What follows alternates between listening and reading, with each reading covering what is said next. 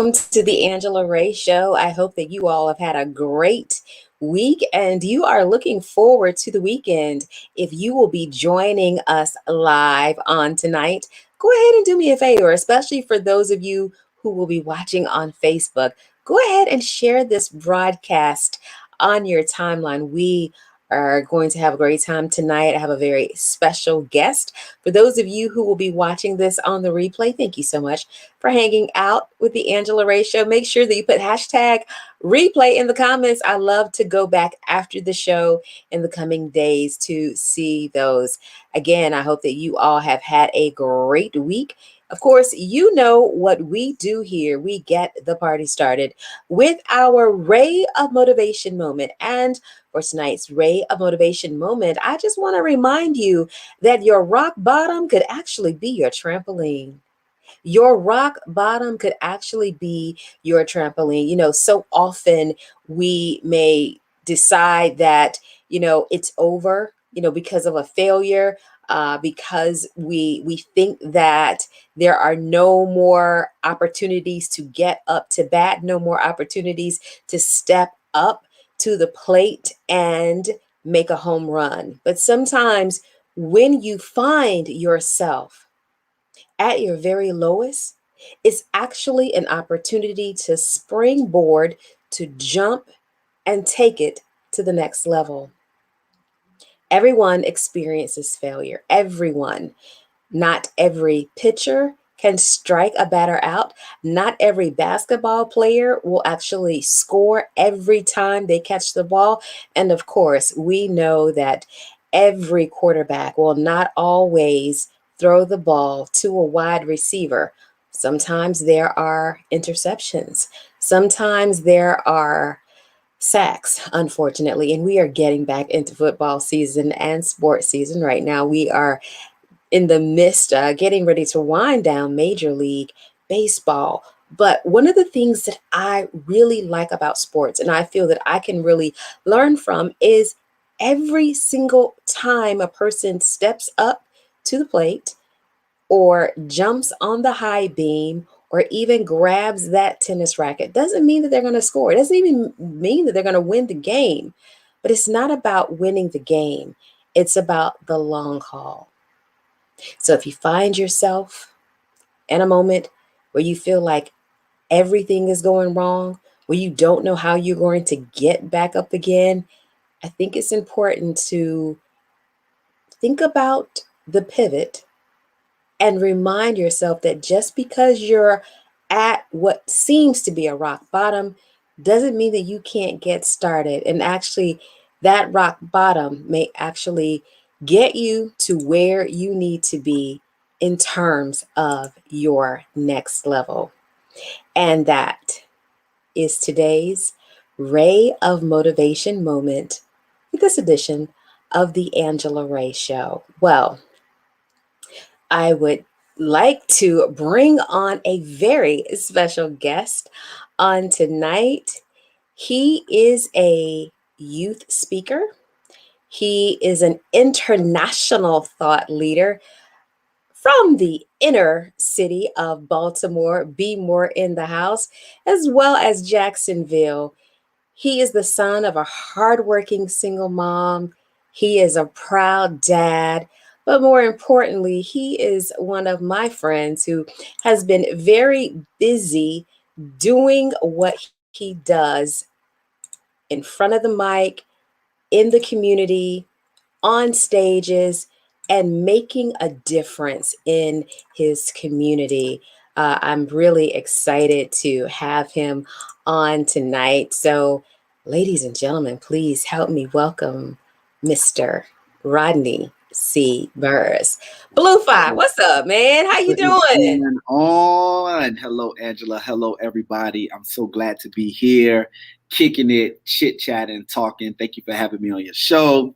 Thank you for all of those wonderful things. Was that stuff true that you were saying? All that stuff? I mean, I don't know, but you gave me $50 to say it. So, I mean, I just had to say it since I'm getting paid, Since you get paid.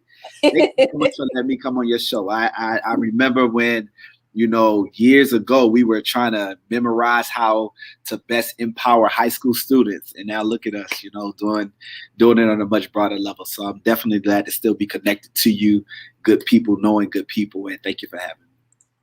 Absolutely. So, you were just talking about some of the things that we were working on together, getting our start, if you will, traveling across the country, inspiring Right. high school and college students. But Yes. these days, you are not just in the US, you are international, you are worldwide, you're working with thought leaders, and particularly during this pandemic, you Yeah.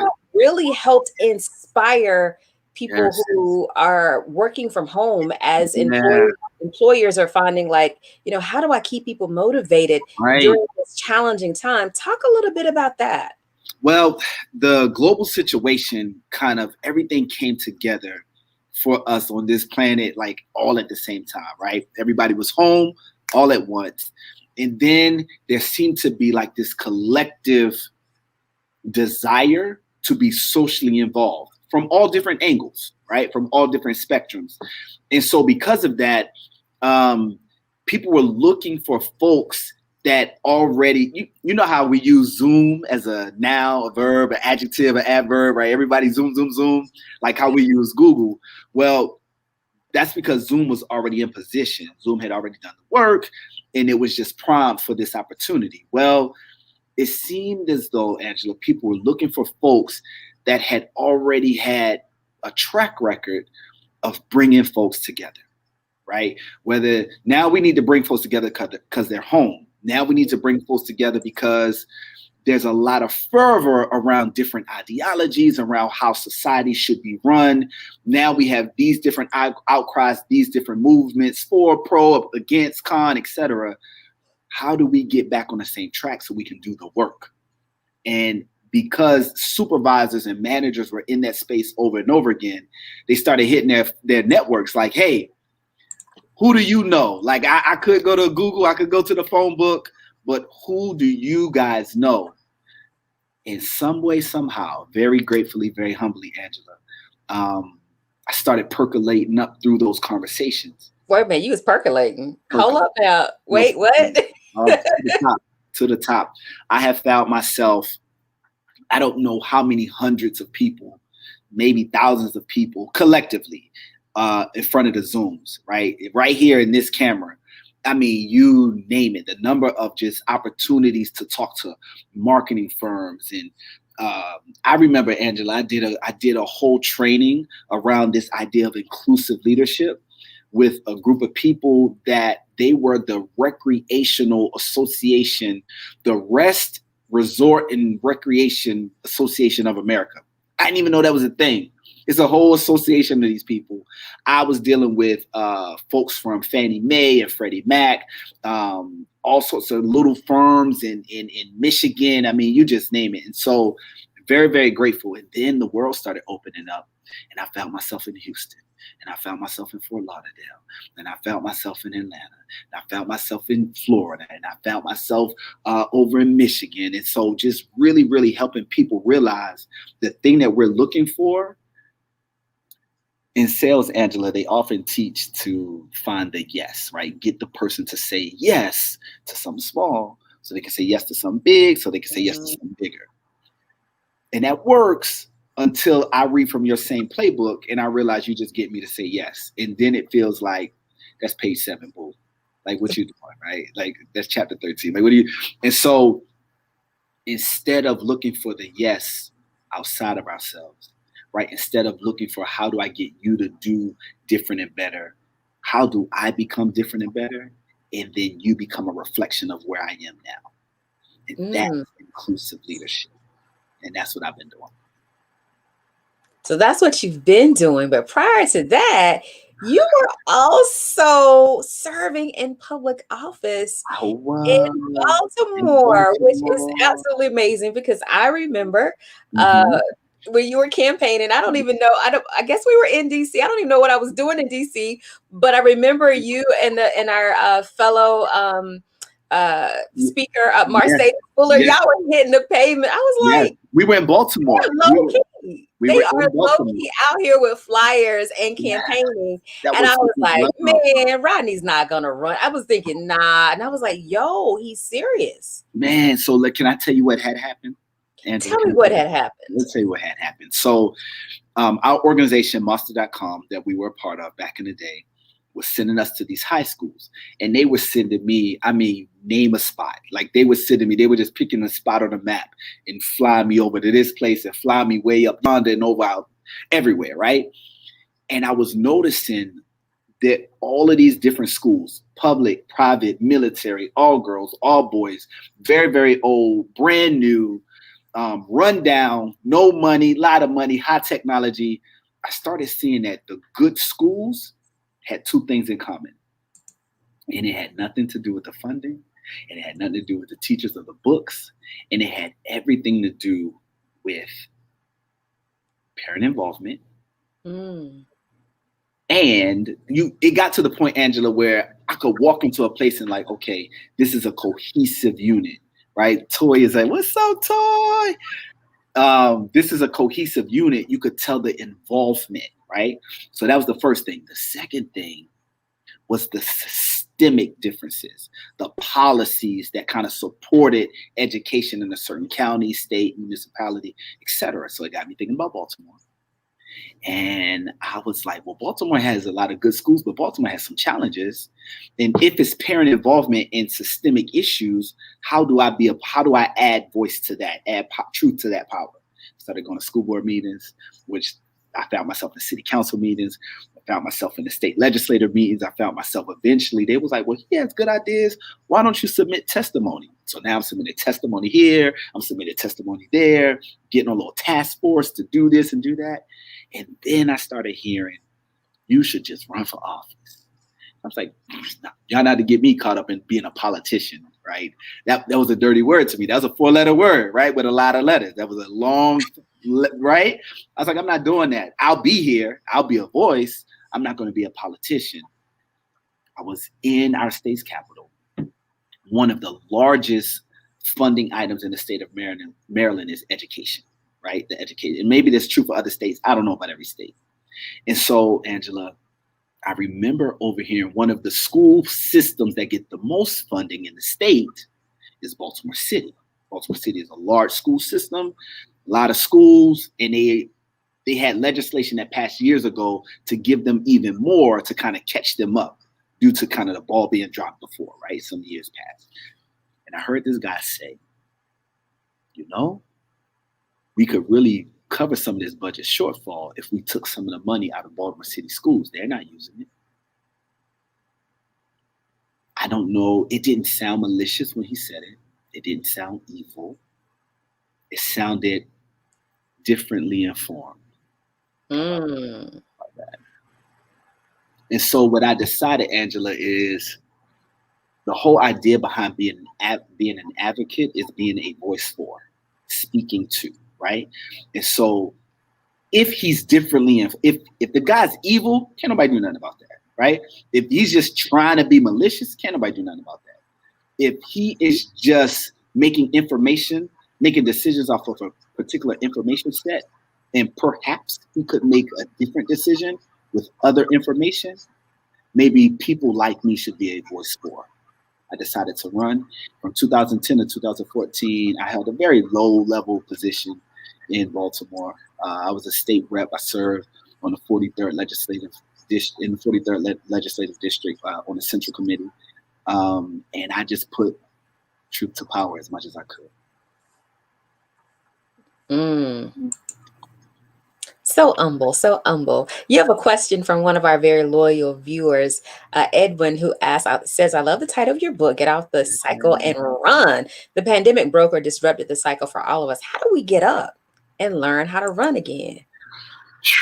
So, first of all, what's going on, Edwin? It's good to see you. Good to talk to you. So the reason why the book is not just Get Off the Cycle, like break a bad habit, but why it has Get Off the Cycle and Run. Running is intentionality, right? Running is like, if me and you, if we were having this same conversation over tea and crumpets, sitting outside on the patio. Wait, not crumpets. Wait a minute. What? Crumpets? Crumpets. You learned that when you were in office, didn't you? Tea and crumpets. That's that politician rubbing off. So if you and I were having this conversation, we were outside, right? And somebody got up next to us.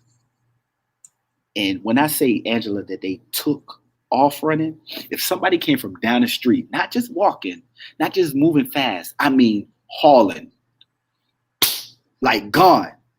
Me and you about to do a whole bunch of talking to figure out what, like, are they all right? We like, get your stuff. Hey, wait, I'ma look, you looking. People around us already done started moving. Like, come with me, Angela. We'll figure this out in a second. Get your purse. Because running shows intentionality. A person that's running is either trying to get to or away from something. It's very different than walking. So when we fall off, when we break habits, if we just meander, if we just mosey, right? If we just kind of walk, the ability to go back to what we just left, same relationship, same group of folks. I'm back over their house. I'm right at this same job again. I'm once again, we really haven't made any movement. If we move with intentionality, Toy says she already gone. If we move with purpose, if we move with intention, the outcome of us getting to a different place in life, in our relationships, in what we're trying to do is much better. Maybe not perfect, but it's a better chance we'll end up somewhere different and better if we move with intention and purpose than if we just walk, right? And so that's the whole idea of getting up and running. And so to Edwin's point, how do we do that? Well, it goes back to connecting with purpose. So what you guys don't know is when Angela and I were so much younger, just was years ago, when Angela was, she only 22. So this couldn't be but 2 years ago.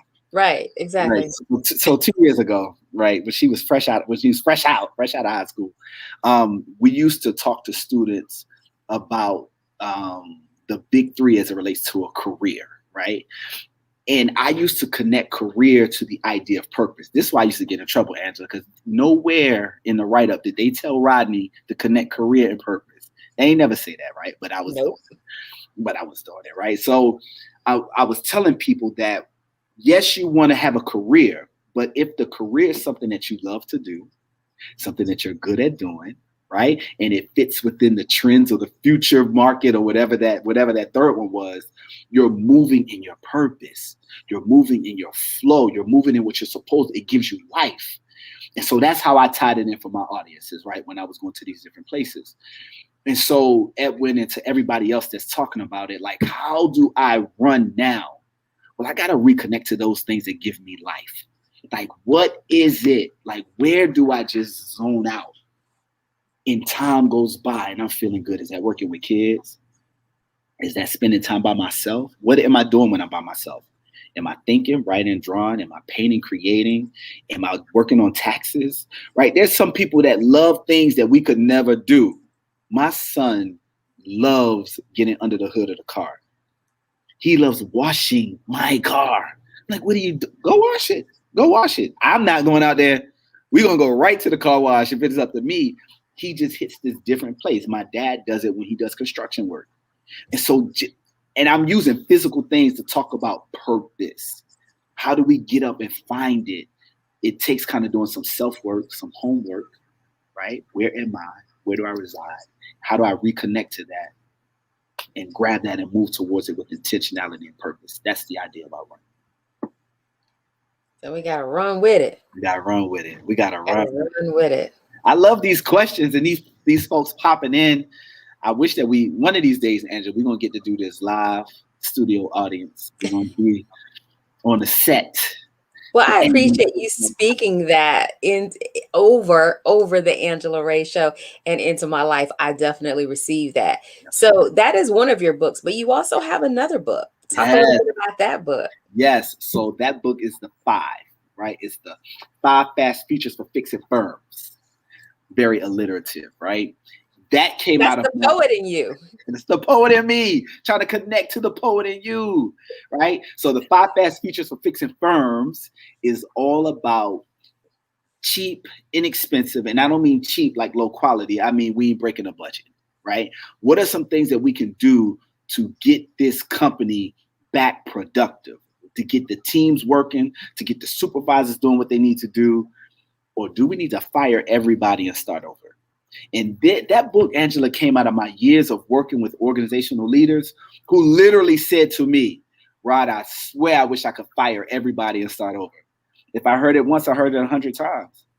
And when you start hearing it from automotive companies, one of my largest clients was Fiat Chrysler Automotive, right, up in Michigan. When you hear it from nonprofits, when you hear it from churches, when you hear it from, I had a principal, I'm not going to say where this lady is, I'm trying to protect her little innocence. She called me one day. She was like, can we meet? We set up a meeting. I went to her office. She said, Rodney, over the summer, I fired half of the teachers. She said, I hired brand new teachers. And the way the building was set up, like you come in and this is the first grade floor, fifth grade, sixth grade, eighth grade floor. She was like, it's been like that for years. I flipped it upside down. Everybody had to get a new room, a new space. She said, nobody's happy. Nobody's in line with the vision. They're not getting it. Can you fix it? What you gonna do? First of all, right? So we kept talking. I asked some questions. I asked if I could take out my notepad and take some notes. So I started jotting some stuff down. And a lot of my experience in those type of situations, working with the Chryslers of the world, working with nonprofits, I had another organization, Angela. They were out in Iowa. They were a fatherhood organization trying to get fathers jobs. They was running an after-school program for the kids. They had a clothing giveaway for the children. They did free lunch for the men. And they was like, why are we losing our funding? And I was like, y'all are doing great work. But not one of your initiatives are directly tied to the number of men you're getting employed. So all of those kind of lessons, right? But it wasn't that I was so smart. It's kind of like looking in a living room from outside of the house. Like I can see the whole room. I can see a part of the dining room. So it wasn't that I was so smart. I just had the benefit of perspective. And taking all of those learnings and compiling them into the book is how I came up with the 5 fast features for fixing firms. The same industry leaders were saying the same things, and this is what worked and this is what didn't work. I just boiled it down for us and put it in a real quick, easy read. And it's been one of my tools to kind of help organizations do what we do. That is awesome. Edwin has a follow-up question. Our President Obama turned 60 today. Happy birthday, Mr. President, by the way. # Leo season. Questions for the host and the guest. Oh, you got a question for me as well. When you turn 60, where do you hope to be and what do you hope to have accomplished? I'm going to let you go first since you're my guest. Well, I'm gonna be 60 in 2 years. Okay. I'm joking. I'm not close to 60. So I have so many different, to quote the American philosopher, humanitarian Diddy, I believe in can't stop, won't stop. I don't believe in getting old. I have this why not? Like, what? Why? It's how I feel about life, right? And so I have initiatives that I have been knocking out. I am on my way to Ghana. I'm going to help set up different schools around. I just want to empower us to become, and I'm going to use this phrase again, Angela, different and better. Excuse me. That phrase comes from an inside joke. Because when you said use this phrase again, I was like, what? I was like, are you kidding me? I have not heard that in a while, but go ahead. Better. I've been saying it ever since. So what, excuse me, what Angela's talking about is we ran this program, and that was one of the key phrases within the program where we taught high school students that when you get involved in an organization or opportunity, one of the things you should do is strive to make it different and better. I believe that for myself, Edwin, right? And so being 60, first of all, I plan to be a silver fox. I plan to be in shape. You're going to be a zaddy? You're going to be a zaddy? Is that what you're going to be? Oh, Lord. I only got 2 more years. No, I'm not close to it. But I plan to be in shape. I plan to be bright and healthy. And I plan to make the same type of impact that I'm making now on a much broader scale. Angela, I've been moving into embracing our diaspora in a way that I hadn't done before.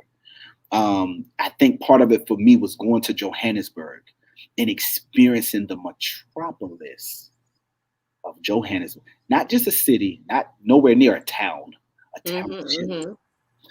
Millions of people, huge skyscrapers, highways snaking all the way through, big billboards, huge immaculate malls and casinos and neighborhoods that look better than mine in Johannesburg. And everybody around there looked like Rodney and Angela. That was different for me, right? Going to different places in the Caribbean, that's different for me. On my way to Ghana. And so I want to just continue to empower. Not to say that Johannesburg didn't have problems, so does Detroit, so does Baltimore, so does New York, right? But I really want to do my part. So that's what I plan to be doing, just on a much bigger scale by the time I get 60. Angela got about like 50 more years before she turns 60. Angela, what you gonna do? I am not sure, like, thinking about some goals, that is something to really consider. I definitely there's some career goals that I have. There are some community impact goals that I have. I definitely don't want to be auditioning at the same level uh Absolutely. when I'm 60, that I am now. And it's interesting, there some people at 60 are looking to get ready to retire, but in entertainment, in speaking, in public service, they're still working. I mean, Nancy Pelosi, I think she's like in her 80s. She doesn't look it, but She's still she's rolling. still a public servant. She's And from Baltimore, by the way. oh, I knew that. From And, Lyrically. I think about some of the people in entertainment, Marla Gibbs, who just Mm, finally received a star on the Hollywood Walk of Fame. She is in her 80s, and, she's been working recently as well. So thinking about 60 just seems to be like just a small milestone, like you yeah, said. I definitely hope to be, in good health, so yeah, that means that I have to start continue to sow into that yeah. now, and probably even more, because there were things that I could do when I was a lot younger that I realized I do a little slower now, but I Okay, can get it okay, back. I can get it okay. back. Um, and definitely want to, you know, we are connected in a different way temporarily because of the pandemic. But I hope to be able to spend more physical time with those that I love. And, Yeah, those that I've, grown up with, come up with, friends who I've been connected with for many years. yeah, So often I feel like nowadays, outside of the pandemic aside, sometimes we get so busy and we don't take the time to reconnect to people who really mean a lot to us. right. And I think that over the past couple of years, not just the pandemic, but the pandemic included, as I have lost people who I went to high school with and went to college with, Mm, and really having no reason to have completely lost contact with them. Um, yeah, it's like, when I can do better, I right. definitely want to. And that's true for all of us, right? You look up and it's like years has gone by. I was driving around with my son the other day by my college that I graduated from. And I'm not going to say how long ago it was because I don't want to make people think that, we got a whole bunch of seasoning on us. It wasn't yesterday. It wasn't 2, 3 yesterdays ago. It was a good little bit ago that I graduated from college. And so just kind of really embracing that idea that life goes, right? And just being an observer and not actively trying. My endeavor, I used to kind of just want to be happy. But I turned a corner about 2 years ago, Angela, and I embraced the idea of building wealth. And for me, that wasn't something that I had. I never, first of all, I was taught that building wealth was wrong. It was crooked, like you wasn't doing God's work out here. You wasn't really, really serving people. You wasn't being a nonprofit. You wasn't being a true educator. You wasn't being a community servant. Like whatever aspect that you really were supposed to do where good work happens, you don't get paid for that, right? You don't get paid for being a teacher. You don't get paid for being a community worker. And so I bought into that, and I believed also that the being in the struggle was a part of the story. Like that's how you know because you're in the struggle. in the past few years, I started meeting people. Exposure is so amazing because it helps you see life differently. And I'm realizing that struggle is a choice. Struggle is a choice. And I say that out of this parallel, right? Not to downplay anybody's experiences or even my own. But my son that I was just talking about, he's a combat athlete. He's in taekwondo, he's a boxer, he's ranked in the city with wrestling, like he's 14, do all this stuff, right? Well, he had a coach, mentor, sensei, I don't know what you call them when they fight all the time. I don't know, right? But he had all of them getting a chokehold. And he made everybody just sit in it. They couldn't tap out and they couldn't get up.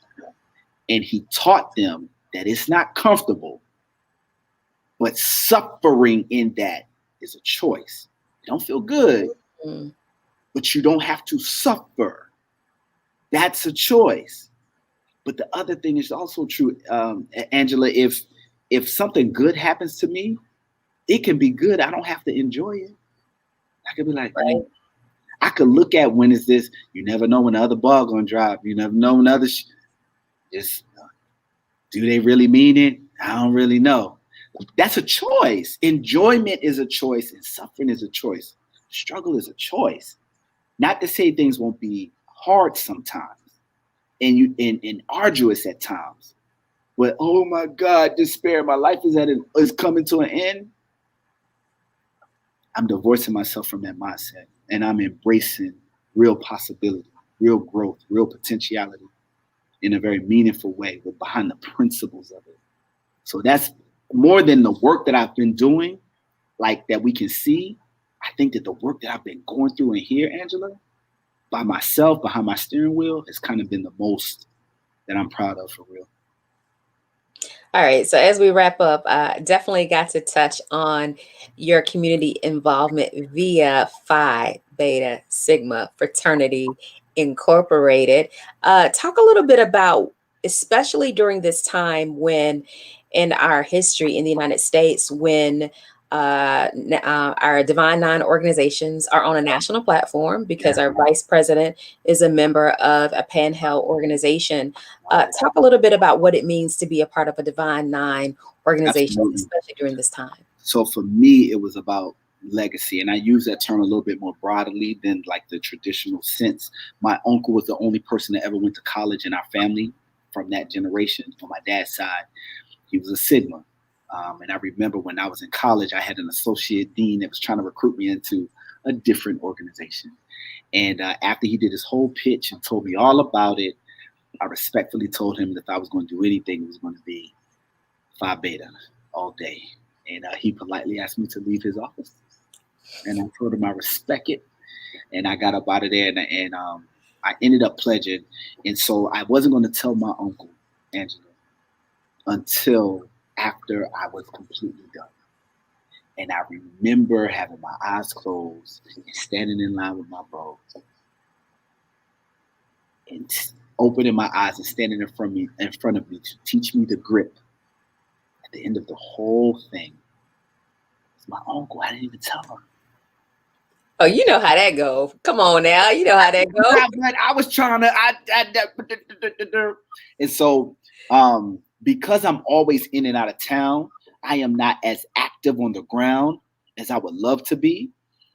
We actually have an event coming up tomorrow at an organization called PCs for People. So I'm going to join in for a little bit, kind of throw around some computers, help pack some stuff up, pass some stuff out.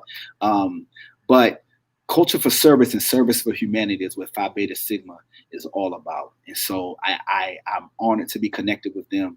I don't go to every meeting, but what we do and what we stand for, I embody. So it's not just for me, my uncle, and my legacy. I love the colors. I love how we move, but I love who we are in this world. And that's why I'm honored to be a part. Well, you got a follow-up question from Edwin now that he knows that you are a Sigma. Nothing but respect for Brother Lewis, Brother John Lewis. Nothing but the utmost respect. You know, for years, man, I got him in when I would see him and Elijah Cummings. Elijah Cummings lived in Baltimore. Elijah Cummings, let me tell y'all something. Rest his beautiful soul. Elijah Cummings stayed true to the day he chose to leave here. That brother, when I say he lived in the hood. For real, like literally getting out of his car, walking into his front door. I'm like, "What's up, brother Cummins?" He like, "What's going on, young man?" Like hood. I had a friend of mine that bought a home to like rehab it and all that kind of stuff.